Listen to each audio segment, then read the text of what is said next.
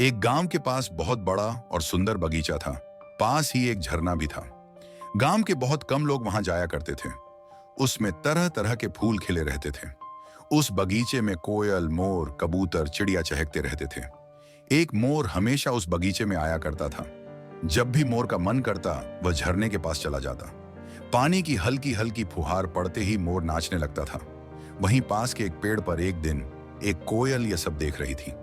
उसे देखकर कोयल कुहकुहाने लगी। कोयल की बोली सुनकर मोर को बहुत मजा आया।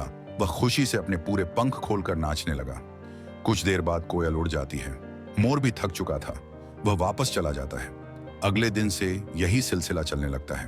पेड़ पर बैठी कोयल अपनी मधुर गले से बहुत अच्छा स्वर निकालती, जिसे सुनकर मोर नाचने लगता था। दोनों को बहुत मजा आता है। कुछ ही दिन में कोयल और मोर दोनों दोस्त बन जाते हैं। एक दिन मोर कोयल से पूछता है, कोयल बहन, तुम इतनी अच्छी आवाज में कैसे गा लेती हो? यह सुनकर कोयल कहती है, मोर भाई, ये सब तो ऊपर वाले की देन है। उन्होंने मेरे गले में इतनी मिठास भर दी है कि मैं जब भी बोलती हूँ, मेरे कंठ से बहुत सुंदर बोली निकलती है। मोर को कोयल से जलन होने लगती है। वह सोचता है कि वह नाच तो अच्छा लेता है, अगर वह कोयल की तरह गाने भी लगे तो सब उसकी कितनी तारीफ करेंगे। काश कोयल का गला मुझे मिल जाए। इसी उधेड़ बुन में वह नाचना छोड़ देता है। अब वह झरने के पास जाना भी बंद कर देता है। उधर कोयल हर दिन झरने के पास वाले पेड़ पर बैठकर कुहकुहाती रहती थी, लेकिन मोर वहां नहीं आता। मोर का मन अब नाचने में नहीं लगता था। वह हर समय यही सोचता रहता कि कैसे कोयल की तरह गाने लगूं। वह कई बार कोशिश भी करता, लेकिन उसके गले से आवाज नहीं निकलती थी। कुछ दिन बाद कोयल भी उस पेड़ पर आना बंद कर देती है।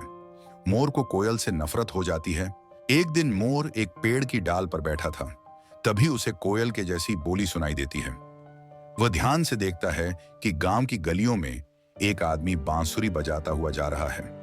मोर यह देखकर बहुत खुश होता है। वह सोचता है, अरे वाह, यह तो कोयल से भी अच्छी आवाज निकाल रहा है। क्यों ना मैं इनमें से एक बांसुरी ले लूं। वह डाल डाल पर उड़ते उड़ते बांसुरी वाले का पीछा करने लगता है। बांसुरी वाला एक पेड़ के नीचे आराम करने के लिए बैठ जाता है और अपना बांसुरी का थैला वहीं पास में रख देता है। मोर चुपके से पेड़ के पीछे से जाता है और उस थैले में से धीरे धीरे एक बांसुरी चोंच से खींचने लगता है। बांसुरी वाला गहरी नींद में सो रहा था। मोर धीरे धीरे बांसुरी निकाल लेता है और बांसुरी को चोंच में दबाकर उड़कर एक पेड़ की डाल पर बैठ जाता है। मोर बहुत खुश था। वह सोच रहा था, अब मैं नाचकर और गाकर सबसे बढ़िया पक्षी बन जाऊंगा। अब उस कोयल का घमंड भी टूट जाएगा। बहुत कहती थी ऊपर वाले ने उसे ऐसा बनाया है, अब तो मैं उससे भी अच्छा संगीत निकाल कर दिखाऊंगा। लेकिन अब समस्या यह थी कि वह बांसुरी बजाए कैसे। अगर वह बांसुरी को छोड़ता है तो बांसुरी नीचे गिर जाएगी। इसलिए वह बगीचे में नीचे आ जाता है। बांसुरी को जमीन पर रखकर उसे चोंच में दबाकर फूंक मारता है, लेकिन चोंच की दूसरी तरफ से हवा निकल जाती है। बांसुरी बज नहीं पाती। वह एक पत्थर के पास जाकर जोर जोर से अपनी चोंच उसमें मारता है, लेकिन चोंच नहीं टूटती। फिर वह एक पेड़ के तने में अपनी चोंच फंसाकर तोड़ देता है। चोंच टूटते ही उसे बहुत दर्द होता है।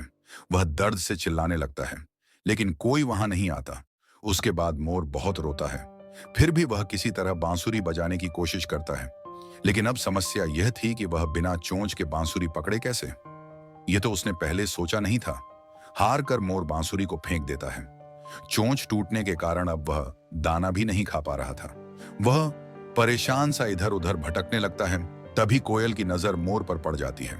कोयल उसके पास आकर कहती है, मोर भाई, क्या हुआ? ये चोंच कैसे टूट गई?